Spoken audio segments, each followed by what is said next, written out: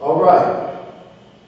The first portion of the tape, we left off at verse 16. We're going to pick it up again with verse 16. Read it in verse 16 and move on forward, okay? Go ahead.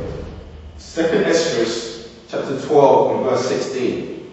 And this do the 12 wings signify, which thou sawest. Right, so what we bring now, we just brought out the names of the 12 Caesars, the 3 or 4 who were set up and reigned a very short, actually it was 3 who reigned a very short time. Some didn't reign at all. They were set up, some of them reigned within months of a specific year, okay? And this do the 12 wings signify. Verse 17.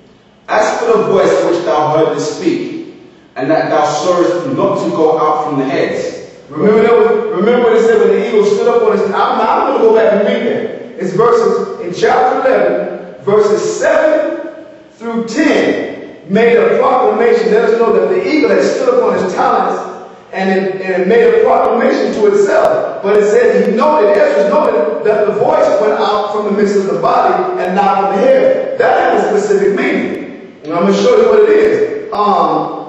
Read that whole verse 17. Then I'm going to go back and read verses 7 through 10. Go ahead. Verse 17. As for the voice which thou heardest speak, and that thou sawest not to go out from the heads, but from the midst of the body thereof, this is the interpretation. Okay, it's referring to this right here. Verse 7 of chapter 11. And I beheld, and lo, the eagle rose upon her talons, and spake to her feathers, saying, Watch not all at once. Sleep everyone in his own place, and watch by course. But let the heads be preserved for the last. Now, verse 17 said, this is the interpretation. Verse 18, chapter 12, verse 18. Verse 18. That after the time of that kingdom, there shall arise great strivings, and it shall stand in peril of falling. Now, what is that referring to? After the time of those 12 Caesars, the kingdom entered into great striving, and it said, and it shall stand in peril of falling. That historically is recorded as the decline and the downfall of the Roman Empire. As a matter of fact, I should push pause and go get the book. I've got it upstairs. You know, it's always last week for something I didn't bring down. There's always something that pops up in the breakdown. You be bringing out everything, and it's always one thing. But let me say this: the author is named Edward Gibbons. He's a top-notch historian. It's a 3-volume, literally 3-volume book, or you actually can get a concise version by the publishing company Penguin. And it's Edward Gibbons' Fall and Decline, or Decline and Fall of the Roman Empire. Now, that after the time of that kingdom, there shall arise great strivings and what? And it shall stand in peril of falling. Now let me say this. That period literally is talking about the internal wars in Rome. I'm going to use all the historical terms that Esau gives it so that you can recognize it. He don't necessarily be telling the truth about what the Germanic invasions were of the Visigoths and the Ostrogoths and the Huns and the Franks and the Berbers and all that and the Burgundies. He doesn't tell you they were, but he's not telling you what they were. But it's talking about that period of time when Rome, and Esau says Rome plunged into a dark age. It's talking about that event. Go ahead.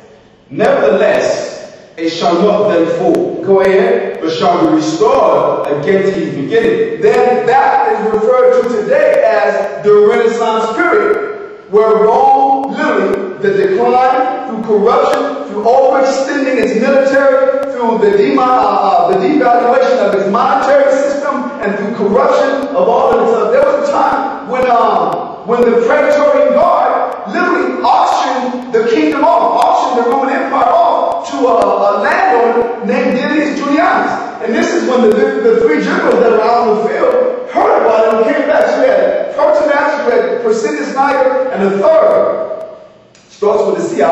His name always is. No. I actually should find it in here. No, it's not going to, because he never became an emperor. It says Septimius Severus, Pertinax, Persidius Niger, and a fourth. They all started fighting, and Septimius Severus emerged victorious. 193 AD. And then between that and 325 or 320 BC, you're talking about Constantine, 307 BC. Constantine the Great emerged, the son of Constantius. Then you had triumvirs, you had kings that were ruling in dual monarchies. You know, Maximinus and Dionysius. All of these different, this dynamic that led to what is referred to as the Dark Age. In other words, that's what this is talking about. Matter of fact, this is what I'm going to do. I'm going to call those names out. Because it's talking about that period of time. Where am I at? This is on page 98. There we are. Yes, now when it says a triumvirate, by the time you had, and listen to this. Read that verse again now. Okay, verse 18. That after the time of that kingdom, there shall arise great strivings, and it shall stand in peril of falling. Go ahead. Nevertheless. Now listen to this. That's really referring to from the time of 193 AD. Pertinax sat on the throne. It went through the same thing. You had Pertinax that fought with Didymus. Pertinax actually took Didymus, was succeeded by Didymus Julianus. Didymus Julianus wasn't even what do you call those? A general. He wasn't even a Roman general. He was a wealthy landowner that the Praetorian Guard removed Pertinax and auctioned it off. They killed his ass and auctioned it off to Didymus Julianus. And this is when Septimius came in. You see Septimius. All of these cats, 193 Pertinax, 193 Didymus Julianus, and then 193. This is the great stride. And it continues from that all the way down into, listen to this. Then the kingdom splits into two parts. You got Diocletian and his tetrarchy. And then you had Maximian in the west ruling, while Diocletian Augustus was ruling in the east. You had Constantius ruling in the west, while Galerius ruled in the east. All the way down to when it finally came down, here we got the 3rd century BC, I'm sorry, the 3rd century AD, Constantine sole ruler. In other words, it's talking about that whole period. And then Byzantine conquest. Read that verse again. Verse 18.